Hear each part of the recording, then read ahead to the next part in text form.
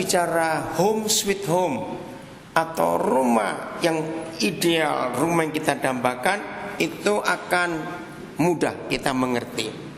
Pertanyaan saya, beritahu kepada saya satu hal saja yang paling penting dalam hidup ini. Sebut. Salah tidak apa-apa. Satu hal yang paling penting dalam hidup. Anak-anak muda boleh jawab, orang tua boleh jawab, Pak Gembala juga boleh jawab. Apa yang paling penting dalam hidup ini? Keluargaku. Bukan. Nafas. Damai. Bukan. Kasih. Bukan. Karena kedamaian, nafas, keluargaku, apa tadi, semua itu tidak akan ada kalau nggak ada yang satu ini. Apa? Tuhan. Wah, terlalu rohani itu. Enggak. Betul. Bahkan Tuhan pun tidak akan ada kalau nggak ada yang satu ini. Rumah. Itu yang betul. Rumah.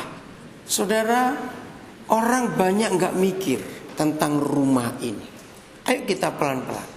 Bagaimana kita akan bernafas dengan baik kalau keadaan rumah kita kacau balau? Setuju saya ngomong ini? Bagaimana kita bisa mengenal kasih kalau papa mama berkelahi terus di rumah? Bagaimana damai sejahtera bisa kita miliki kalau tiap kali anggota-anggota keluarga kita pulang ke rumah rasa nggak aman? Bahkan tidak sedikit orang-orang punya rumah secara gedung tapi malas pulang ke rumah karena suasananya. Bagaimana Tuhan bisa dikenal oleh setiap orang dalam satu keluarga kalau di rumah itu nggak ada Tuhan? Nah, jadi rumah itu segala-galanya. Dalam bahasa Indonesia kita hanya mengenal satu kata untuk rumah. Nah, nanti kita lihat bahasa Inggris, bahasa Mandarin ada beda. Ada a house dan ada a home. Apa bahasa Mandarinnya? A house itu jia. Kalau home, jiading. Bukan, jiading itu keluarga. Ada satu kata saya lupa Mandarin, home. Ada kata fang, apa? Fang. Oh, fang itu fangzi bangunan. Kalau jia, nah yang mana? Ayo, gini. Kalau bahasa Inggris a house itu bangunannya, a home itu suasananya. Nah, Mandarin yang mana a home-nya? Fangzi. Oh, bangunannya fangzi. Lalu yang home itu jia itu home. Nah, tahu ya bedanya? Ayo kita mikir. Gimana? Ayo dibetulkan dulu. Jia itu home ya. Jadi fangzi itu house, bangunannya. Fangzi bisa dibangun dengan duit. Setuju? Orang punya uang, panggil arsitek yang terkenal, cari kontraktor yang hebat, maka fangzi itu jadi. Di daerah Pluit, wow, banyak fangzi kayak istana gede-gede. Tapi percaya nggak yang menikmati pembantu? Loh, betul nggak? Kok tertawa? Kemana yang punya? Di hotel. Karena nggak betah tinggal di rumah. Saudara, ini masalah. Lagi sekali, fangzi atau a house dibangun dengan duit bisa. Tapi a home, jia, yang bisa membangun itu cuma papa mama. Bukan suami istri. Suami istri yang nggak punya anak, mereka nggak perlu a home. Pokoknya perlu tempat tinggal saja. Tapi anak-anak sangat memerlukan a home. Jia itu tadi. Nah, a home ini hanya bisa dibangun oleh kerukunan papa mama. Setuju saya bilang ini, saudara?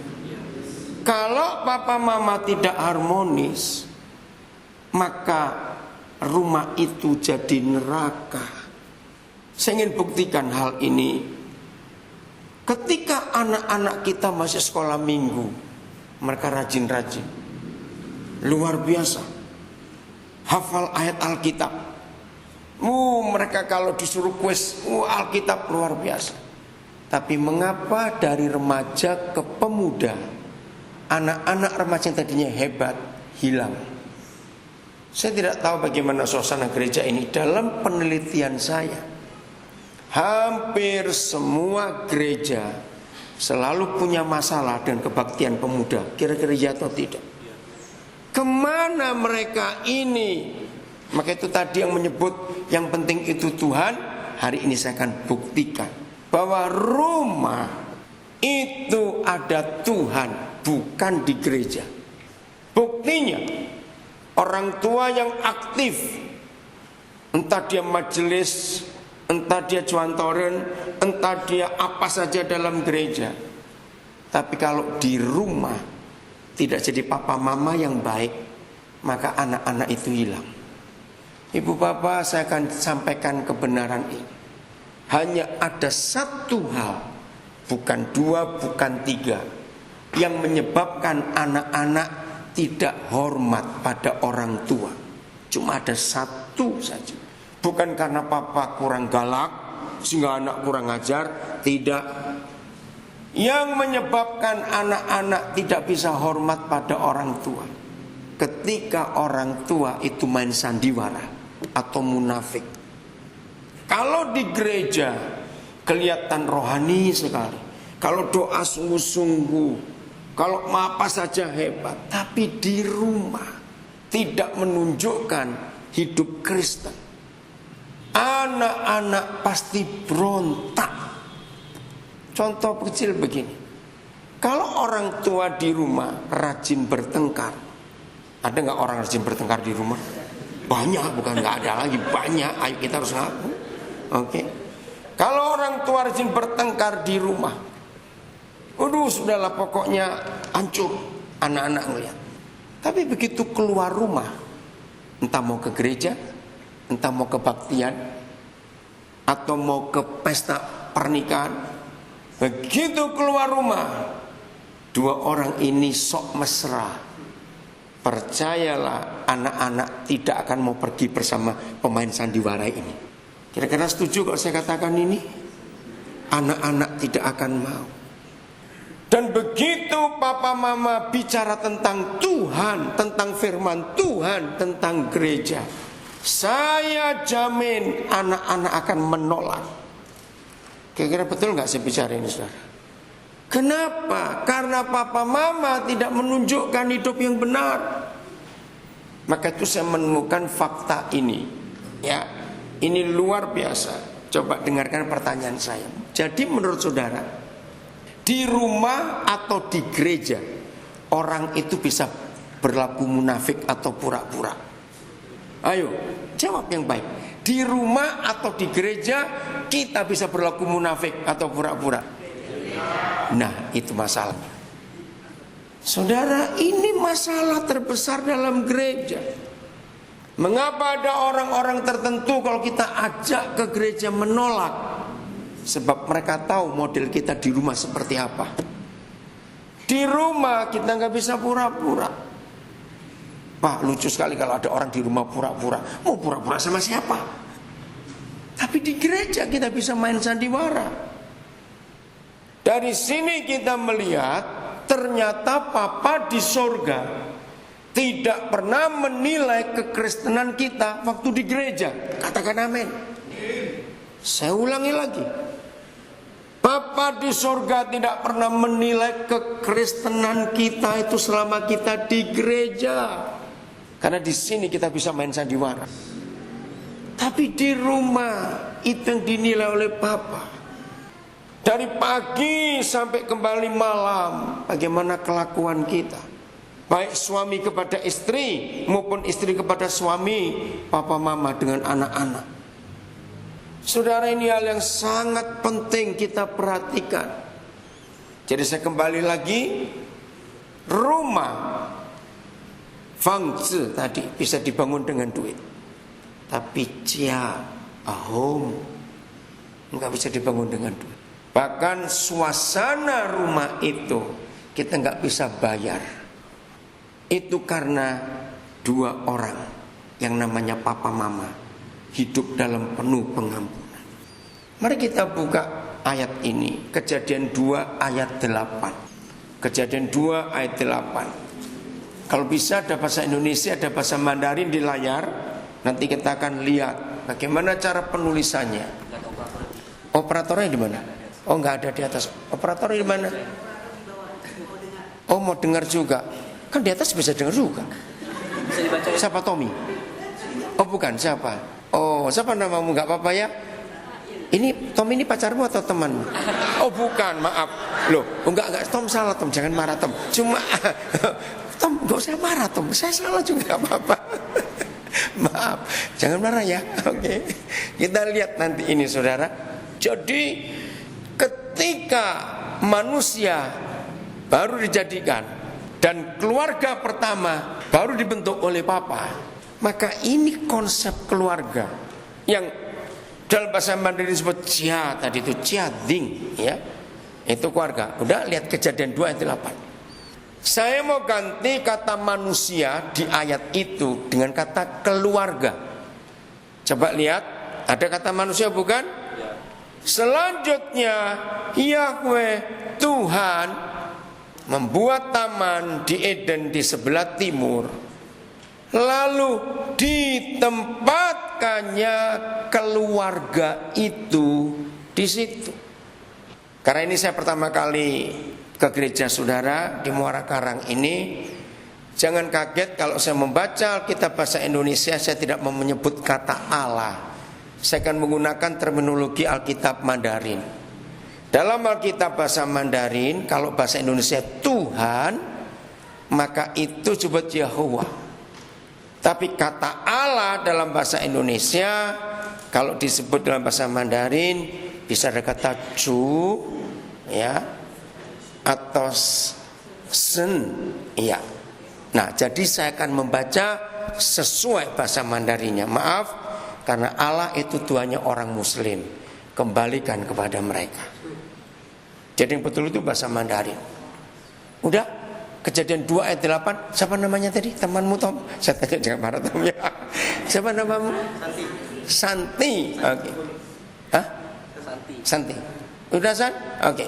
Kejadian 2 ayat 8. Nah, lihat bahasa Mandarinnya ya. Nanti saya akan baca secara itu. Selanjutnya Yahweh Tuhan membuat taman di Eden di sebelah timur dan ditempatkannya keluarga itu di situ.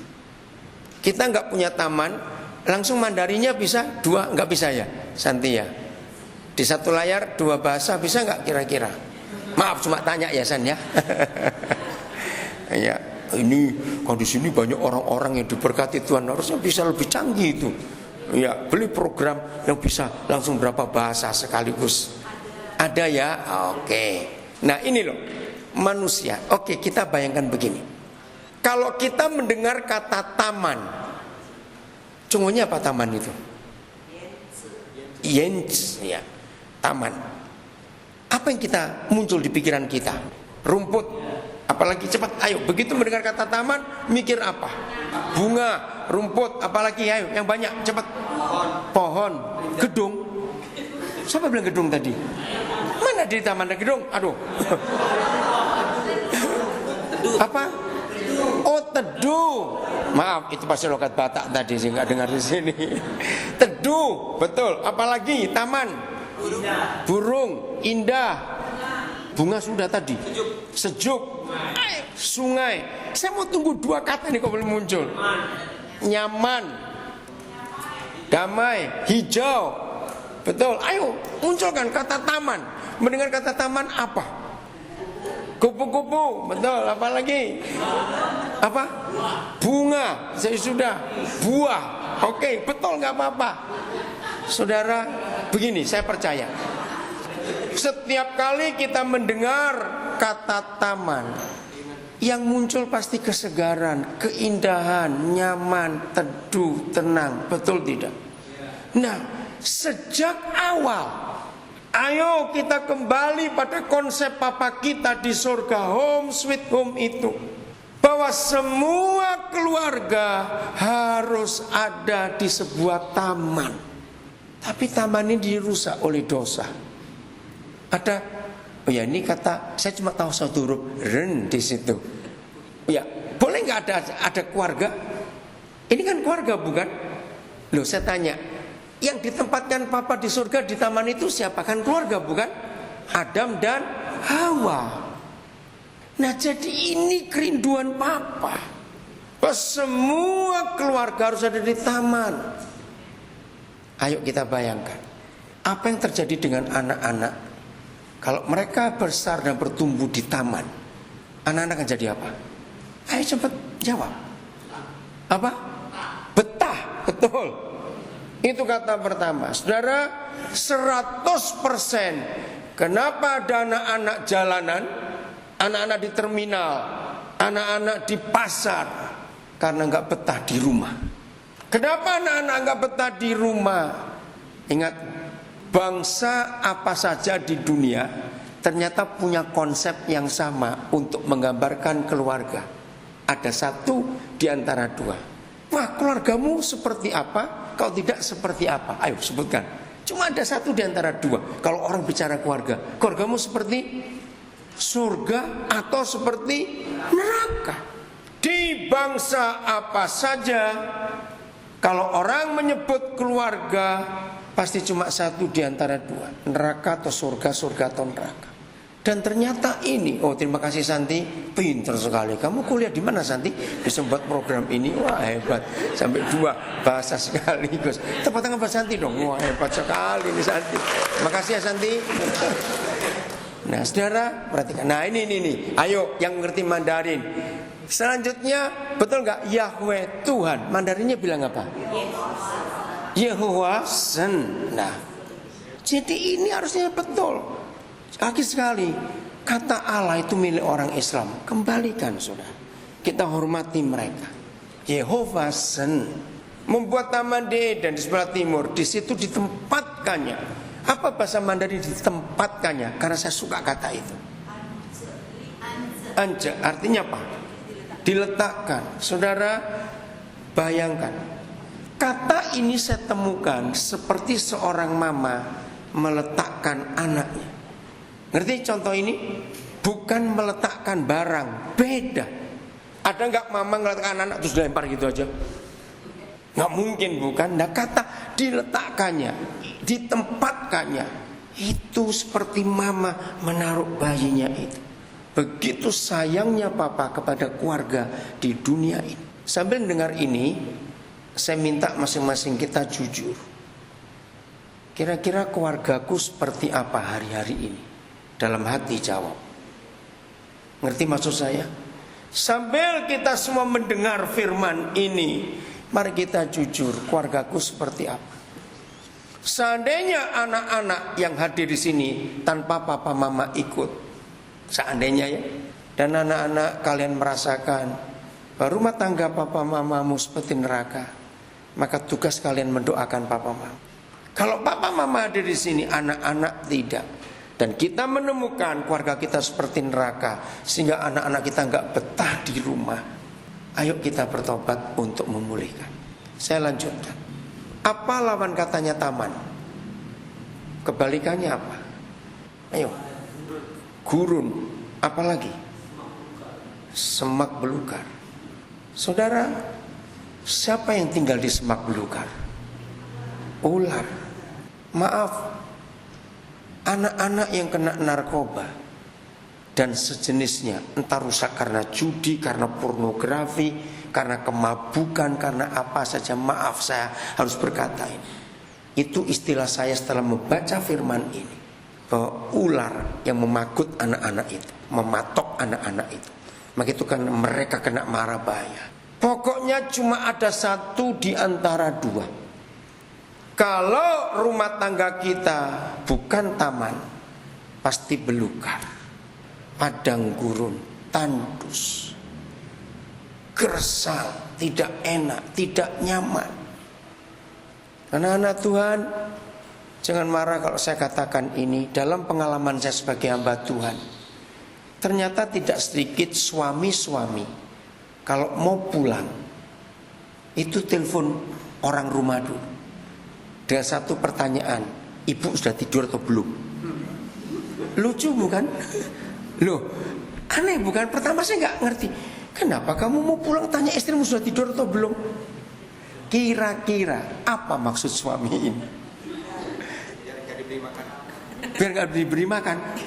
Apa Tom? Diberi makan siapa Tom? Ayo, apa? Karena apa?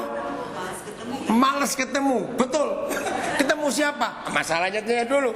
Ayo, malas ketemu siapa? Makanya istrinya, betul istrinya. Saudara, kalau kita perhatikan, kan gak lucu. Suami mau pulang kok malas ketemu istrinya. Maaf ya, kita boleh sambil tertawa. Tapi ini yang iblis buat di banyak keluarga. Sekarang bayangkan bagaimana anak-anak bisa nyaman di rumah kalau mama papa kucing-kucingan kayak Tom and Jerry. Ngerti maksudnya? Kalau satu di ruang tamu, satu di dapur. Kalau satu di dapur, satu di kamar. Ini gimana? Anak-anak bingung lihat ini. Saudara, maka itu papa kita ini teliti soal keluarga itu luar biasa. Untuk mengetahui sejak awal. Nah ini dia. Sama seperti para dokter rumah sakit selalu menasihatkan, rajin periksa kesehatan sejak dini, jangan terlambat. Betul tidak? Banyak orang terlambat, ya sudah, jadi biaya tambah besar. Apa yang papa sediakan buat kita untuk memeriksa rumah tangga kita? Jangan tunggu sudah rusak parah baru ditolong, terlambat. Mau tahu di mana papa kita memberikan penelitian itu sejak dini, jangan sampai terlambat.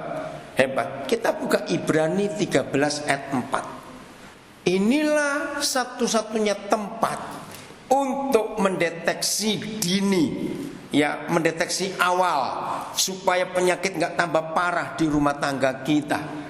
Papa kita luar biasa. Ibrani 13 ayat 4. Apa bahasa Mandarin cungunya Ibrani? Sipolai. Iya, saya cuma tahu matai buing, makai buing, lucia buing. Oke. Kita lihat Ibrani 13 ayat 4. Bahwa cara kita tadi ya, cara kita mendeteksi keluarga kita sebelum terlambat adalah di ayat ini. Ayo Santi, ayo Santi. Udah, Ibrani 13 ayat yang keempat. Saudara begini, pertama saya belajar firman ini saya tuh kaget. Surga itu membuat sensus tempat tidur. Ayo, kira-kira ada nggak pemerintah di dunia ini membuat sensus tempat tidur? Ada tidak? Nggak ada, itu pemerintah nganggur itu. Ngapain ngurusin tempat tidur rakyatnya? Loh kok malah mati San? Di mana San? Belum ya. Tapi Papa di surga sangat meneliti tempat tidur kita. Dan tidak semua tempat tidur hanya tempat tidur suami istri. Ini luar biasa. Iya San. Gak usah grogi San, tenang saja. Ya.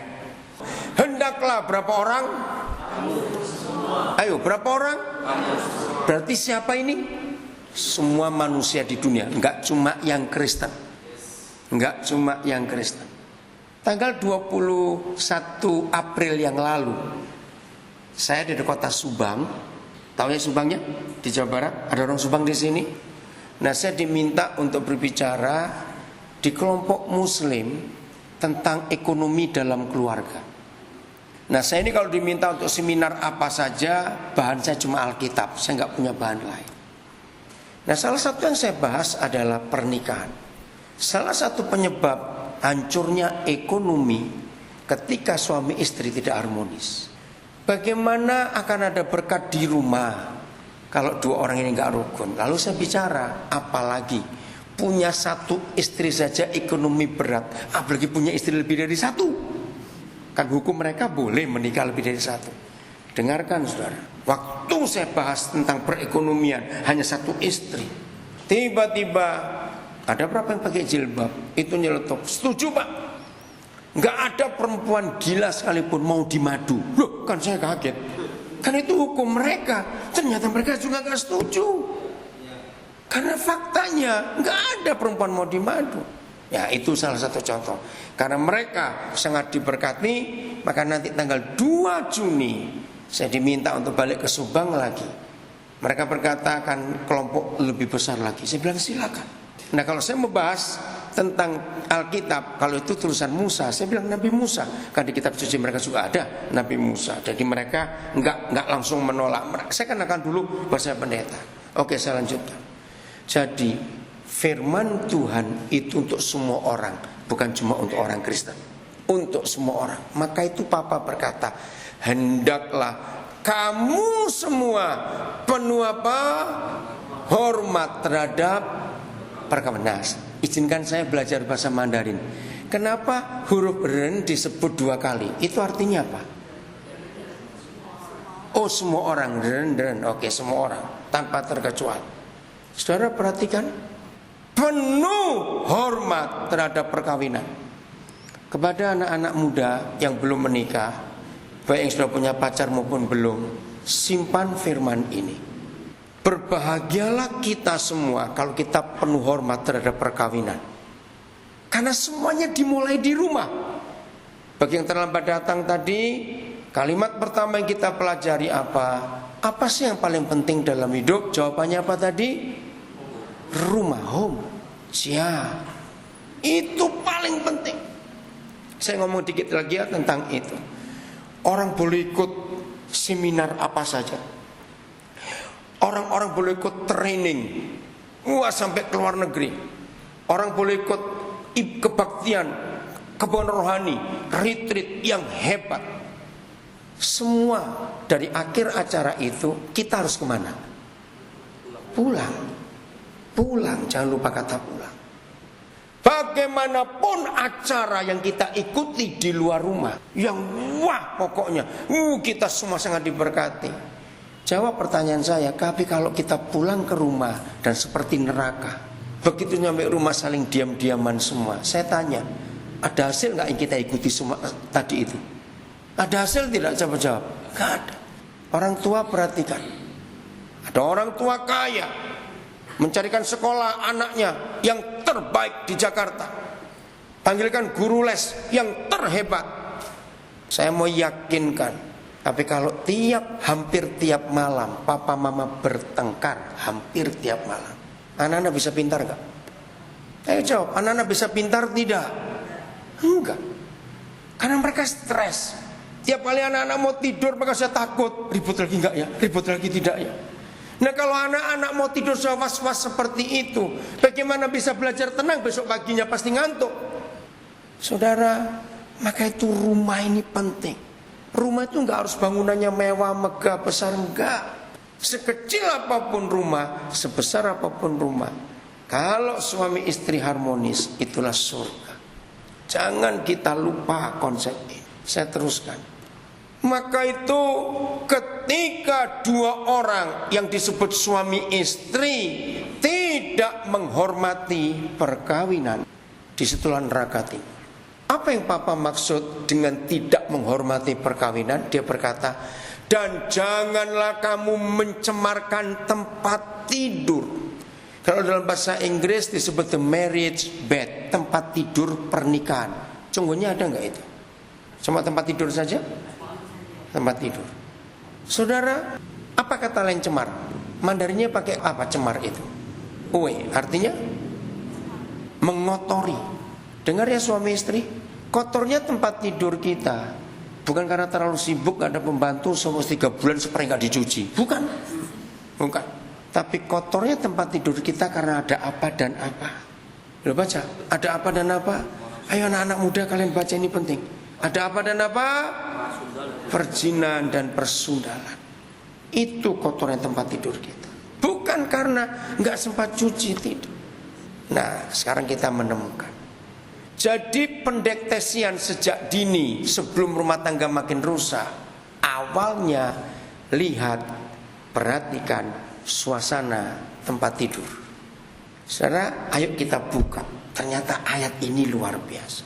Tempat tidur itu satu-satunya saksi akan keadaan keluarga kita. Hampir semua orang tidak mengizinkan masuk ke tempat tidurnya, kamarnya, bukan? Suami istri, betul enggak? Hampir semua orang. Dan memang itu pribadi. Nah ini masalahnya. Dia tempat tidur itu paling tahu bagaimana suami istri tidur di atasnya. Paling tahu. Contoh, Suami istri yang tidak harmonis, tempat tidurnya sepi atau rame? Ayo coba jawab, sepi atau rame tempat tidurnya? Kenapa sepi? Gak ada omong-omongan, malas. Nah, bertolak belakang, betul, terima kasih Ibu. Kalau suami ngadep utara, istri ngadep selatan, cuma ketemu pantatnya gini saja. Aduh, ini gimana mau harmonis? Jadi tempat tidur itu luar biasa. Ketika suami istri nggak harmonis, selalu ada kata ini, cuma bicara, ngomong pendek salah, ngomong panjang lebih salah, nggak usah ngomong. Betul? Itu pernikahan. Dan tempat tidur jadi korban. Tempat tidur yang menidurinya itu harmonis. Perhatikan, siapa pernah ngecek kebenaran ini ya? Memang ini tidak semua keluarga, tapi kita tahu hukumnya. Kalau papa mama harmonis, ternyata tempat tidur papa mama itu jadi surga. Tanda, walaupun anak-anak punya kamar sendiri, tapi begitu mereka tahu papa mama dalam kamar dan harmonis, anak-anak ikut ribut gak di situ? Masuk, ikut rame di tempat tidur. Betul yang Tuhan Yesus katakan, belajarlah kepada anak-anak. Jadi detektornya, tahu kata detektornya? Rukunnya papa mama adalah anak-anak. Kalau kita berdua lagi di kamar, mereka ikut ribut tidak? Itu. Saudara, sangat indah. Tapi ingat, begitu kita dua ada apa-apa, nggak ribut, anak-anak nggak dengar kita bertengkar, tapi suasana hati nggak enak. Percayalah, walaupun mereka tahu kita sedang di kamar di tempat tidur, mereka nggak akan ikut masuk.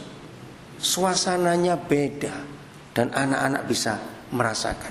Saya mulai dari semua waktu bayi. Papa mama ingat waktu anak-anak masih bayi.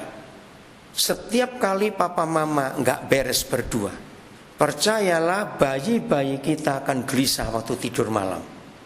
Setuju saya ngomong ini? Dan orang-orang tua bilang, oh kembung. Setelah saya belajar ayat ini, yang kembung papa mamanya bukan anaknya. Katakan amin. Loh betul tidak? Yang kembung papa mamanya. Jadi di situ saya tuh melihat ini anak-anak itu sebuah barometer yang hebat, sangat sensitif sekali. Jadi hubungan papa mama itu sangat dirasa oleh anak-anak. Ingat itu baik-baik. Saudara, mari kita kejar terus. Sebelumnya supaya saya belum lupa. Jadi ingat ya, begitu 2 hari saja, 2 malam saja tempat tidur kita sepi, jangan lanjut malam ketiga. Setan sudah menguasai nanti. Begitu 2 malam saja tempat tidur kita sepi, cepat saudara bereskan. Ada apa ini? San, nanti kalau bolak-balik, Santi, kalau ayatnya bolak-balik nggak apa-apa ya. Jadi ini akan kita tutup dulu, nanti balik lagi, nggak apa-apa ya.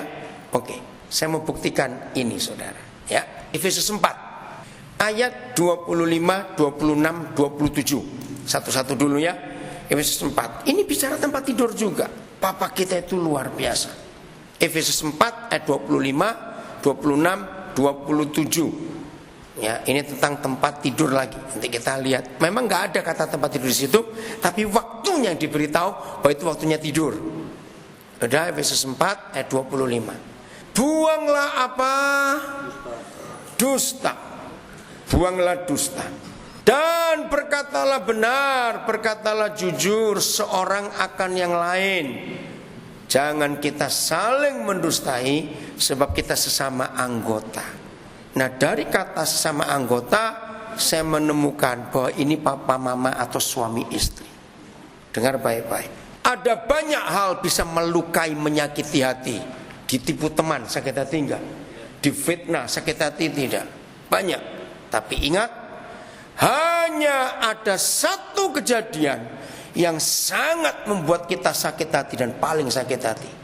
Ketika istri kita mendustai kita atau suami kita mendustai kita. Betul tidak? Loh, saya tanya iya atau tidak? Loh, kok kayak mau didustai semua sih orang-orang? Kok tidak jawab saya tanya? Loh, saya ini tanya.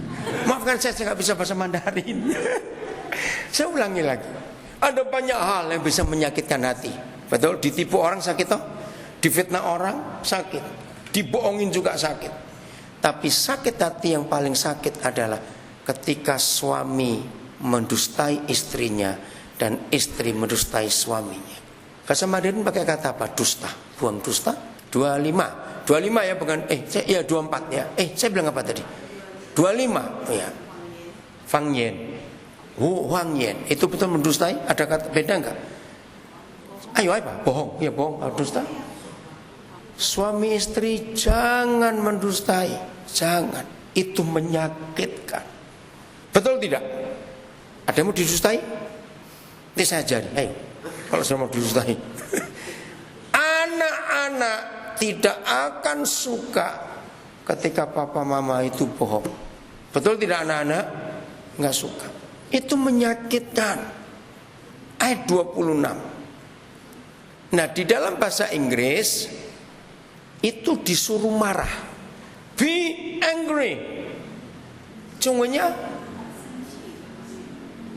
disuruh enggak? Ada kata disuruh enggak? Enggak ada. Be angry. Janganlah, boleh kamu marah tapi jangan berbuat dosa. Ada? Enggak? Terjemahan yang lain? Ya, jadi 26 ya, sekarang 26. Apabila kamu menjadi marah, janganlah kamu berbuat dosa. Ada kata cungunya pakai apa? Oh, cuma marah saja ya? Marah, oke. Tidak disuruh marah, oke, kita ambil kata marah. Saudara, ini aneh. Bagaimana mungkin marah tidak berdosa? Lucu enggak firman ini? Ayo, semua kata marah berdosa tidak? Loh, saya tanya, kok jawablah saudara. Mendengar kata marah itu berdosa atau tidak? Berdosa. Tapi mengapa Papa memberikan sebuah tempat untuk kita boleh marah tanpa dosa? Kalau marah pagi sampai sore, begitu matahari terbenam, selesai. Dan ini pun untuk suami istri. Jadi yang ingin marah tapi belum menikah tidak boleh marah. Menikah dulu baru boleh marah. Waduh, enak sekali kalau begitu. Nah, dengan ayat ini saya harus belajar psikologi. Dua orang yang namanya suami istri, dengar ya, itu ternyata nggak akan bisa cocok sampai kapanpun juga. Setuju? Maka itu anak-anak muda, jangan kamu pernah punya cita-cita menikah dapat orang yang cocok. Nggak mungkin. Saya kumpulkan ayat-ayat di Alkitab. Kalau ada orang ingin menikah dapat yang cocok, maka begini kata Tuhan, kawinlah dengan mayat. Itu baru cocok. Hebat nggak? Maka itu anak-anak muda sudah pacaran 14 kali, saya sarankan jangan cari yang ke-15, percuma. Kembali nomor 1, 2, 3, urut lagi yang mana bisa? Milih salah satu aja. Nggak ada yang cocok. Karena dua orang yang bertemu setelah gede, mana cocok? Didikan papa mama yang berbeda pun membuat karakter kita beda. Maka itu kalau sudah menikah, jangan ngomong begini, pokoknya papaku dulu ngajar aku begini. Nah ini kan sakit hati yang satu, papanya gak diajar begitu. Loh, betul gak saudara? Jadi kalau sudah menikah dia bilang, mamaku dulu begitu. Gak boleh dibawa, mama papa gak boleh dibawa-bawa. Itu menyakitkan pasangannya. Setuju saya ngomong ini? Nah, maka itu anak-anak muda, sudahlah stop pacaran ganta-ganti. Aduh, kamu itu masa nggak malu kayak kucing saja? Aduh, malu. Maaf ya. Lalu bagaimana? Nah ini dia. Ketika kita jelas tidak cocok, Papa di surga pun tidak pernah menjamin pernikahan kita cocok. Tidak sama sekali. Tapi dia jamin ini. Kalau kamu marah, marahlah. Psikologi mengatakan marah yang tidak dikeluarkan itu jadi apa? Sakit. Maka itu suruh keluarkan, marahlah. Tapi catat, begitu mulai gelap, maaf ya, aduh, terpuji. Maaf ya, maaf, aduh ampun ya aku. Jadi suami istri papa mama berdamai lagi, guyon lagi, wah rame begitu. Kenapa harus matahari terbenam? Nah ini yang saya temukan. Karena istilah zaman dulu belum ada listrik bukan? Kalau sudah gelap ya tidur dong, mau kemana? Maka itu zaman dulu anaknya orang banyak-banyak ya karena begitu itu. Istilahnya begitu zaman dulu. Nah, jadi karena mau naik ke tempat tidur harus berdamai. Saya gunakan analogi perjanjian lama. Istilah perjanjian lama begini. Coba saya tanya kepada ibu bapak saudara semua. Di perjanjian lama, tiap kali Yahweh hadir, Papa kita hadir satu tempat, dia pesan apa kepada saudara kita di tempat itu? Ayo ingat cepat, jangan lama-lama. Tiap kali Yahweh hadir di satu tempat, dia pesan apa kepada saudara kita yang di tempat itu? Masa lupa? Nggak usah ragu-ragu, ayo. Damai sejahtera, bukan pesan, bukan minta. Ayo, tempat ini kudus. Betul? Nah, itu yang saya pakai. Kalau di perjanjian baru, satu-satunya tempat yang Papa minta dikuduskan itu bukan mimbar gereja, bukan tempat doa, bukan Alkitab, bukan. Saudara boleh cari di seluruh ayat di perjanjian baru. Maka hanya Ibrani 13 ayat 4 yang Papa minta. Oh, habis lagi. Kok cepat bener? Oh, sekarang baterainya. Oke, tunggu. Jadi kalau saya panjang-panjang jangan salahkan saya ya. Ayo, kalau saya lama jangan salahkan saya. Salahkan, siapa namamu? Awi. Ayo Wi, awas kamu gak siap besok Wi ya. Oke. Karena satu-satunya ayat di perjanjian baru yang Papa minta kuduskan adalah tempat tidur suami istri. Berarti Papa ngapain kalau dia pesan begitu? Ayo jawab. Kan saya tadi sudah beri contoh perjanjian lama. Tiap kali Papa hadir, maka dia bilang tempat ini kudus. Nah, saya tanya balik. Kalau di perjanjian baru Papa minta yang dikuduskan tempat tidur suami istri, berarti Papa sedang apa di situ? Hadir. Ini yang luar biasa. Maka itu tempat tidur kita ini harus dijaga baik-baik. Ada tawaria, sukacita, gembira. Maka itu saya akhirnya mengajarkan banyak orang. Nilai dari pernikahan kita, nilai dari rumah tangga kita, nilai dari keluarga kita. Jadi nilai dari sebuah keluarga bukan ditanya rumahnya, Pondok Labu atau Pondok Indah, bukan. Nilai dari sebuah keluarga bukan pada mobilnya. Kamu BMW seri baru atau Datsun tahun 74, bukan. Tapi nilai dari sebuah keluarga adalah apa diskusi kita berdua di tempat tidur. Setuju saya ngomong ini, saudara? Diskusi suami istri di tempat tidur menurut Ibrani 13 ayat 4 itu adalah penilaian. Rumah tangga yang indah, rumah tangga yang harmonis, suami istri itu selalu kurang waktu untuk cerita, untuk bergurau di tempat tidur. Betul gak saya ngomong ini, saudara? Maka itu ayo suami istri kita nilai 2 minggu terakhir bagaimana suasana tempat tidur kita. Itu menentukan. Ya, sambil mendengar ini kita tetap memeriksa diri. Saya kembali ke Efesus 4 ayat 26. Karena waktu matahari terbenam itu jam adalah waktu suami istri naik ke tempat tidur, naik ke takhta surga, takhta raja segala raja, maka itu harus berdamai. Kalau tidak berdamai, maka iblis akan masuk. Saya tambahkan satu ayat, Keluaran 22 ayat 2, Keluaran 22 ayat 25, 22 maaf. Keluaran 25 ayat 22. Di mana Yahweh Tuhan itu hadir itu di mana? Nah, nanti kita akan gabungkan tentang berdamai ini tadi ya. Udah? Keluaran 25 ayat 22. Nah, dikatakan begini. Di sanalah aku akan bertemu dengan engkau, dan di atas tutup pendamaian itu, di antara 2 kerub itu, aku akan berbicara dengan engkau tentang segala sesuatu yang telah aku katakan kepadamu untuk disampaikan pada orang Israel. Saudara, ternyata satu-satunya tempat Tuhan berbicara adalah di atas tutup pendamaian. Tolong cungunnya, Santi, cungunnya. Ya, ingin tahu ini. Saya mau tahu Mandarinnya tutup pendamaian. Itu apa? Ini kata penting. Ya.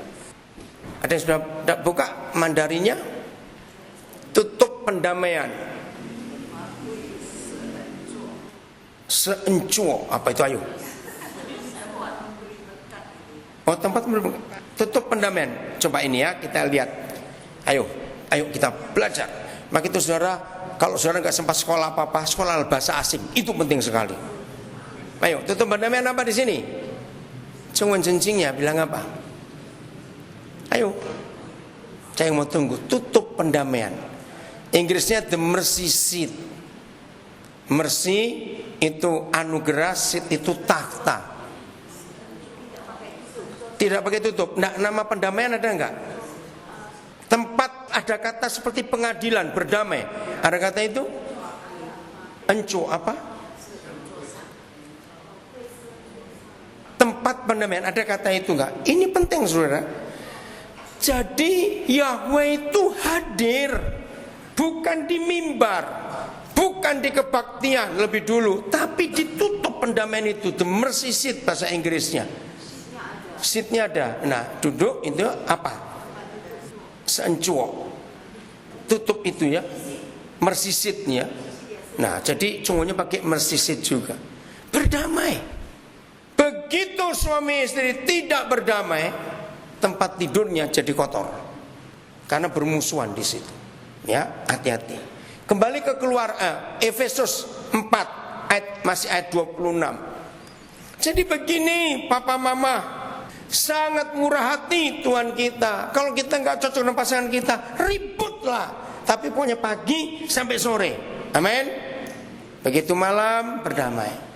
Wah sudah, kalau perlu malam itu makan suap-suapan sambil tertawa. Saya tuh marah kalau banyak pernikahan nyuapin pasangannya tunggu stroke dulu. Awas kamu ya, awas kamu. Betul nggak? Saya tuh marah. Maka itu kalau saya kunjungan ke jemaat dan ada yang nyuap lagi stroke, saya tanya, ini sejak kapan? Sejak stroke. Saya bilang begitu. Waktu sehat nggak disuapin dulu, kenapa? Nah, saudara, anak-anak itu bahagia kalau lihat papa mama lagi makan terus suap-suapan bergurau. Percaya nggak anak-anak bahagia? Loh kok diam saja? Percaya nggak anak-anak pasti bahagia? Karena papa mama rukun sekali. Wah itu menyenangkan buat anak-anak.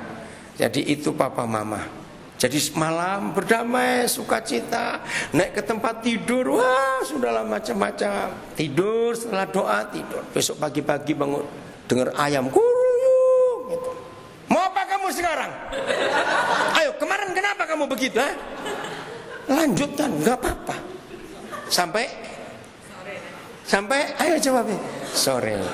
Aduh ampun ya, puji itu, aduh sorry betul. Wah berdamailah. Saudara, kalau saudara meneliti bahasa Yunani ayat ini, tensesnya present continuous tense. Jadi artinya boleh berulang-ulang. Pokoknya selama matahari terbit, matahari terbenam, itu ada lanjut. Ayo kurang enak apa menikah diizinkan marah seperti itu. Jadi nggak ada perceraian, nggak ada. Boleh marah kok cerai ngapain? Tapi sore berdamai. Amin. Karena ada tempat tidur itu tadi. Takhta Tuhan. Tempat tidur yang kedua, ya. Atau saya teruskan dulu 27-nya supaya enggak putus, kasihan Santi nanti bolak-balik. Apa? Ayo baca sama-sama 27. Habis ini bahasa Mandarinnya ya, Santi. Be ye angry and sin not. Marahlah kamu. Disuruh kok. Oke, sekarang kita kembali ke bahasa Indonesia dulu. Ayat 27. Ayo kita baca sama-sama. 1, 2, 3. Dan janganlah beri kesempatan pada iblis. Bahasa Mandarinnya apa? Mokwe. Saya tahu kalau itu iblis, mokwe. Jangan beri kesempatan kepada kunyuk jelek satu itu, saudara. Ayo kok diterjemahkan apa Mandarinnya? Kunyuk jelek, mungkin nggak ada, nggak usah. Kapan rumah tangga memberi kesempatan setan masuk? Yaitu ketika matahari sudah terbenam, suami istri belum berdamai. Begitu kita naik ke tempat tidur dan tanpa perdamaian, setan ikut nginap di rumah kita. Sekarang jam 6.25, berarti matahari baru terbenam 1 jam. Awas yang belum berdamai di sini ya. Sudah 1 jam ini matahari terbenam. Berarti kalau saudara sudah 1 jam belum berdamai, berarti sudah mengundang iblis 1 jam yang lalu. Awas. Saya belajar, bukunya nggak ada, tapi percayalah, setan itu kalau beranak cucu lebih cepat dari nyamuk. Artinya semalam kita lewat, nggak mau mengampuni istri, nggak mau mengampuni suami, maka besok pagi kita bangun, setan sudah bercucuk, saudara. Bayangkan dalam 1 malam. Bayangkan kalau sudah 7 kali matahari terbenam, tidak berdamai. Itu setan kayak apa sih, moko itu ada di rumah kita. Ngerti nggak ilustrasi ini, saudara? Maka itu ketika papa mama nggak saling mengampuni, tetap ngotot, tetap keras pada pendiriannya, kita nginapkan setan di rumah. Maka itu suasana rumah nggak enak sama sekali. Oke, saudara jangan anggap enteng tidak mengampuni. Saya tunjukkan satu hal kecil.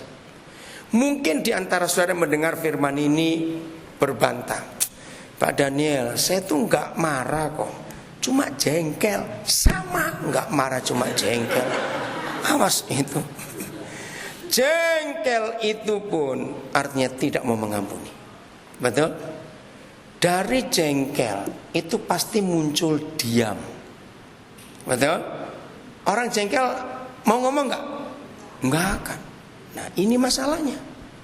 Begitu kita tidak bicara, berarti kita tidak mengampuni. Mokoi masuk, udah gitu aja sudah. Setan nginep di rumah kita. Oke. Hal yang nomor 2 tentang tempat tidur. Begini, satu hari saya tanya kepada papa setelah saya menikah, Papa beri saya 1 ayat saja, saya nggak mau banyak-banyak, untuk mendeteksi rumah tangga ini aman atau berbahaya. Ya, lagi sekali kalau saudara kita lihat rumah kebakaran, itu api langsung besar tuh dari kecil dulu. Dari kecil. Kanker juga sama, nggak langsung kanker, pasti dari kecil, cuma nggak pernah diperiksa, nggak pernah dirasa. Nah ini yang saya takut. Saya nggak ingin rumah tangga rusak. Maka itu saya minta Papa beri saya 1 ayat saja. Kalau saya tahu ayat itu bisa membuat deteksi saya masih aman atau tidak. Dan kalau saya sudah praktekkan itu betul, maka saya bisa menolong banyak keluarga yang lain. Nah saya ingin beritahukan kepada saudara 1 ayat saja. Ini ayat yang luar biasa. Nah tapi sayangnya ayat ini tidak berlaku untuk pengantin baru yang sudah di atas 3 tahun baru berlaku. Ayo kita buka Kejadian 2 ayat 23. Ternyata ini yang Tuhan tunjukkan. Pertama saya baca apa ini artinya, ya. Walaupun gak ada kata tempat tidur, tapi ada kata tidur di situ. Kejadian 2, gini. Coba lihat ayat 22 dulu. Waktu Hawa disiapkan oleh Papa, Adam diapakan? Ayo lihat Alkitab. Tidur. Salah. Nyenyaknya mana?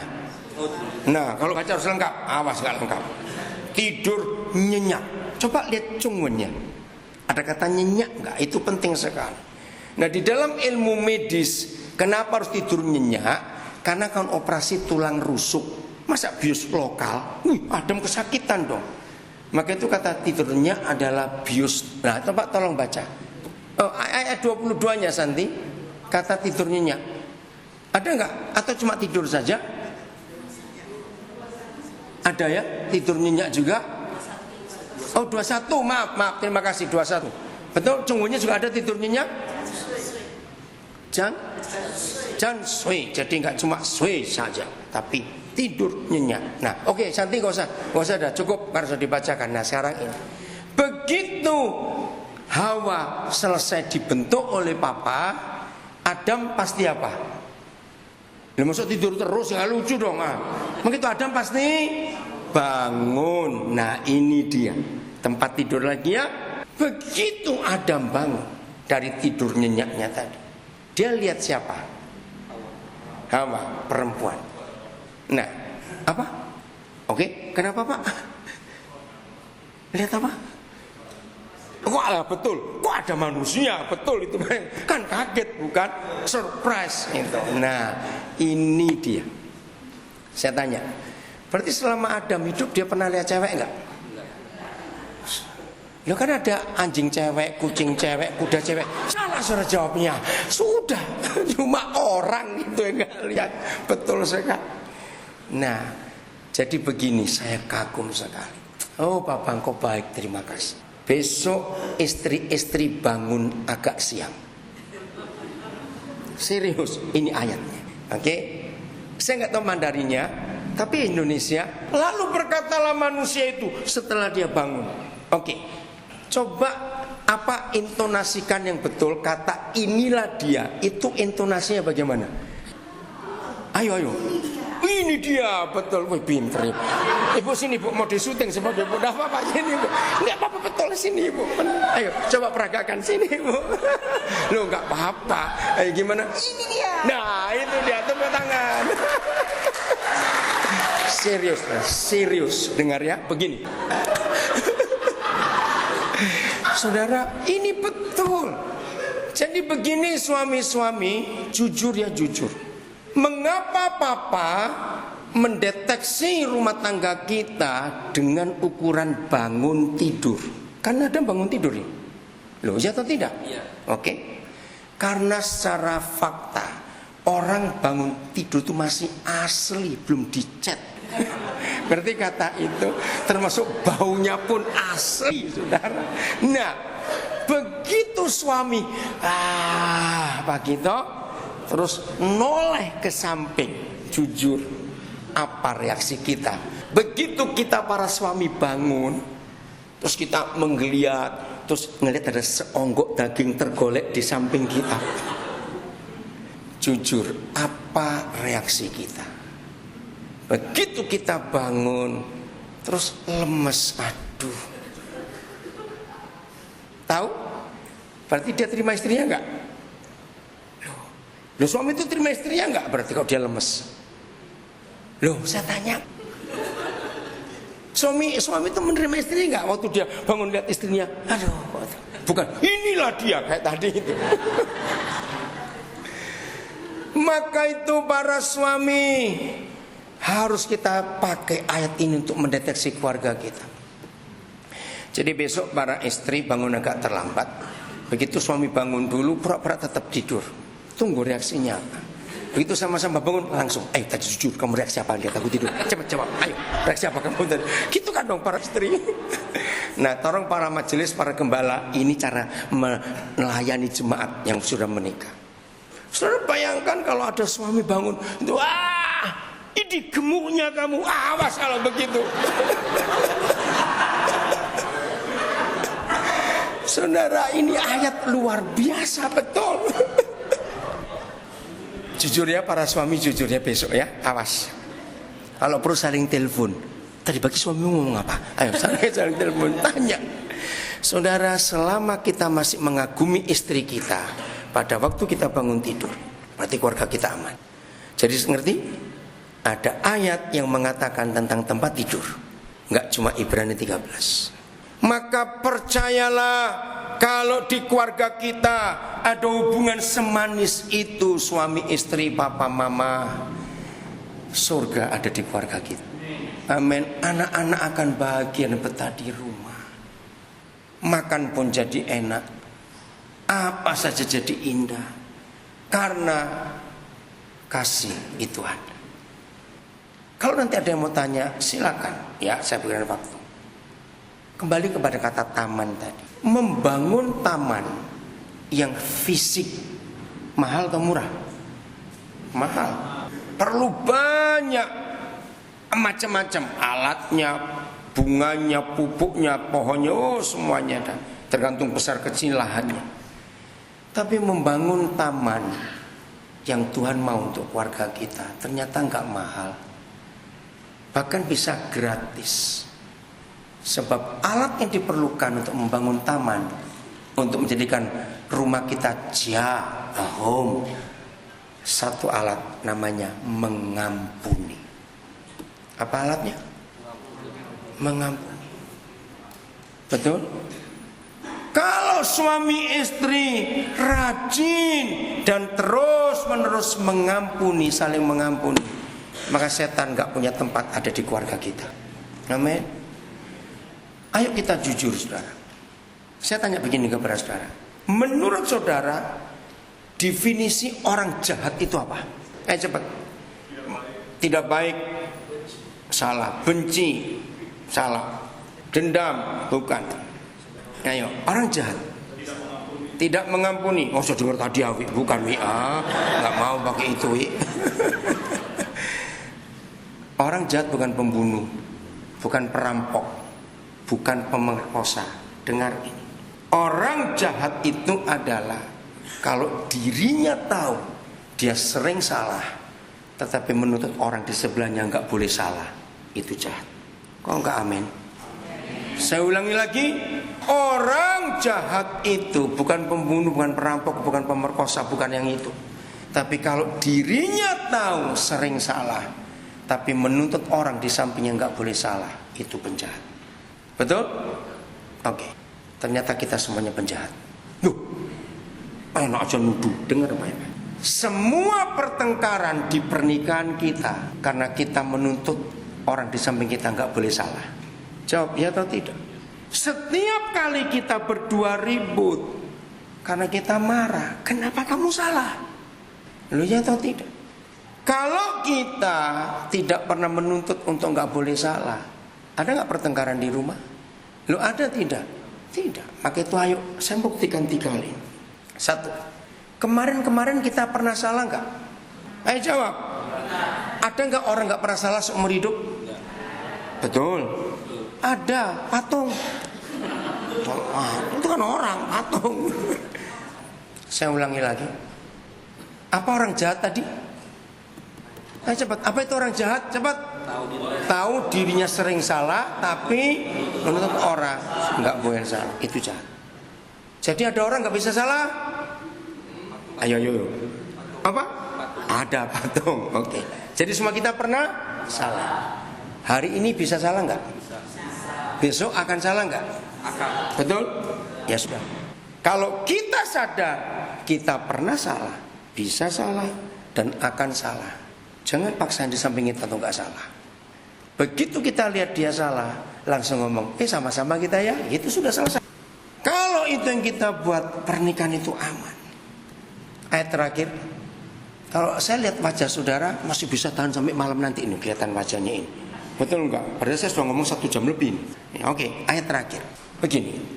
Jadi besok jangan lupa ya, tiap kali bangun pagi suami bilang apa? Kayak tadi Bu, tadi gimana Bu peragaannya? Ayo, gimana suami? Iya, tapi jangan kenceng-kenceng istri kita kaget bangun itu. Pokoknya reaksi kita luar biasa. Awas kalau sampai mikir nih, kenapa istri adikku lebih cantik dari istriku? Awas ngomong begitu. Awas. Oke? Rumah tangga, ya, keluarga itu ada kata rumah tangga. Bahasa Mandarin ada kata rumahnya enggak ini? Kalau Mandarin, kata keluarga. Oh, jading. Oke, ada kata, betul sama. Ini saya tuh cari, saudara, sampai hari ini kata rumah tangga dalam bahasa Indonesia saya tuh nggak ketemu. Ini siapa orang pertama mengucapkan? Kenapa rumah tangga, rumah ini kok nggak nyambung? Saya nggak ngerti. Oke lah, pokoknya rumah, ada rumah gitu aja saya tahu. Nah. Sekecil-kecilnya rumah minimal perlu tiang berapa? Ayo 4, jangan bilang rumah tiang 3, ngeri itu.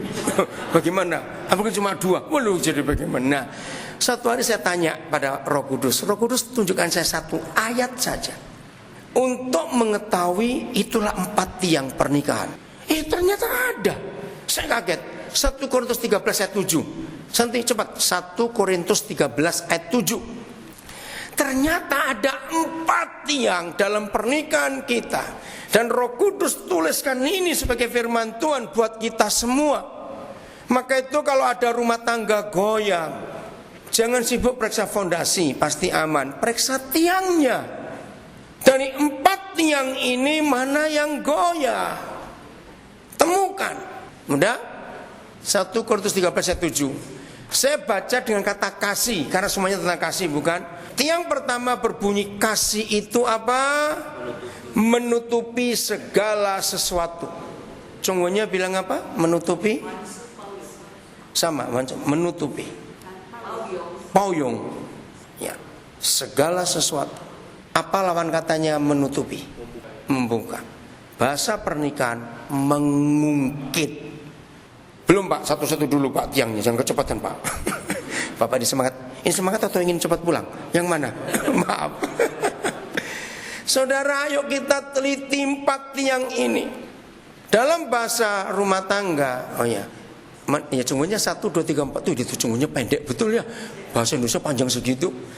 Huruf pertama itu bunyi apa? Enggak, huruf pertama. Kok sama semua? Pauyung, ya. Oh, fans. Nah. Oh, fans itu segala sesuatu, lihat. Oh, penulisnya beda ya. Oke, saudara, ini penting.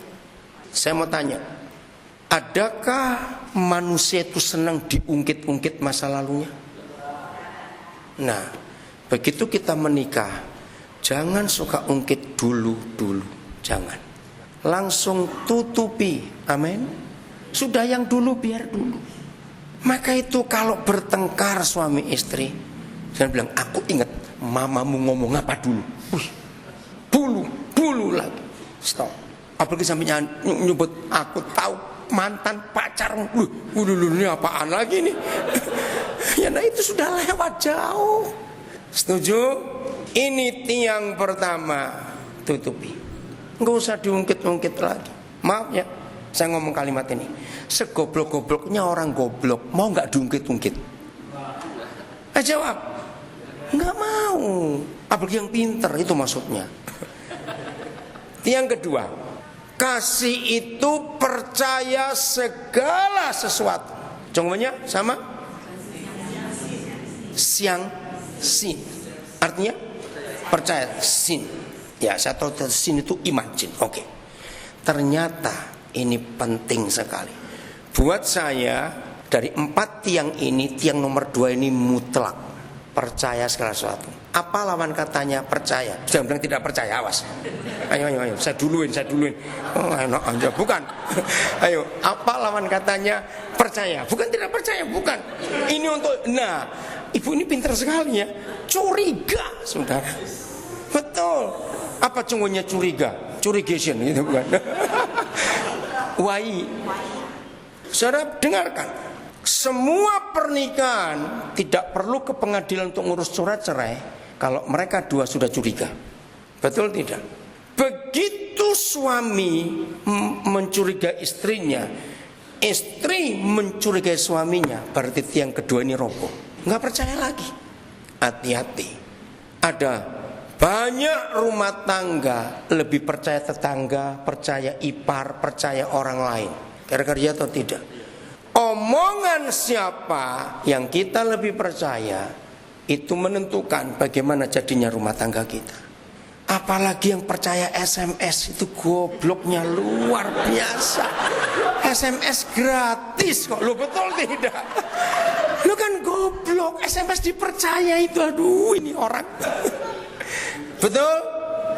Ada nggak rumah tangga rusak gara-gara SMS? Ada, maka itu hati-hati. Suami istri tiang kedua percaya. Stop semua gosip dari luar. Selalu berkata aku lebih percaya suamiku, aku percaya istriku daripada kamu. Harus ngomong. Nah, untuk menghilangi curiga cuma ada satu cara. Ya, oke, saya selesaikan dulu. Tiang ketiga apa? Mengharapkan segala sesuatu. Cunggunya sama mengharapkan? Panbang sama mengharapkan. Lawan katanya apa? Bukan tidak mengharap, awas. Menuntut. Suami istri nggak boleh menuntut.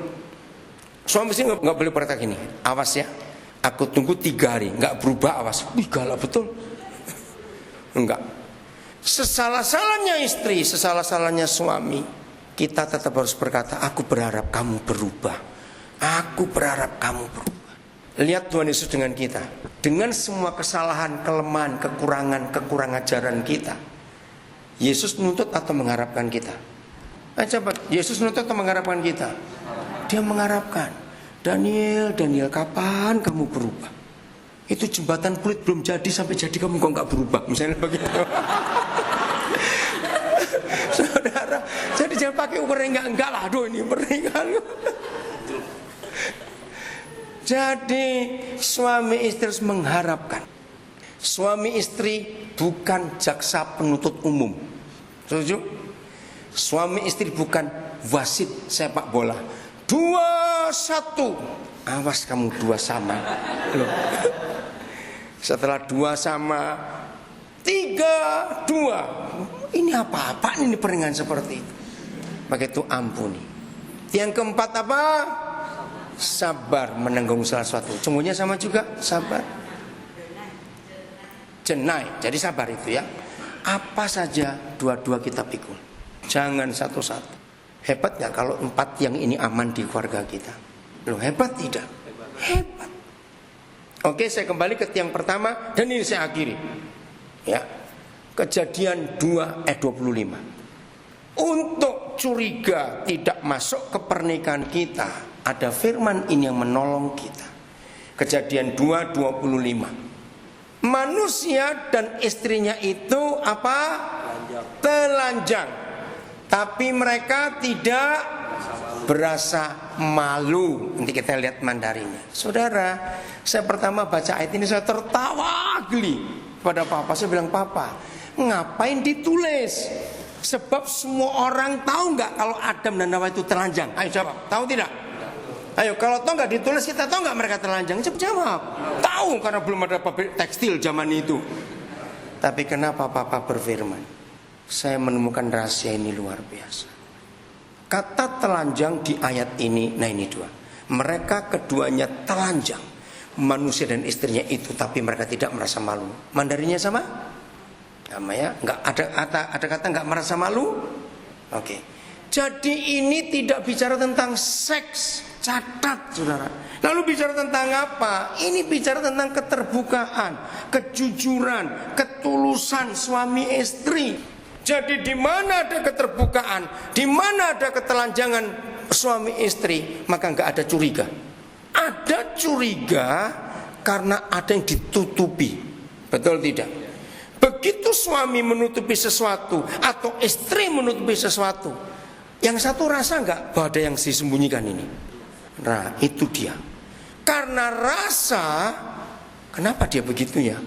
Kok tiba-tiba suka tertawa sendiri? Nah, kan gawat. Ada apa ini dia? Ini loh misalnya.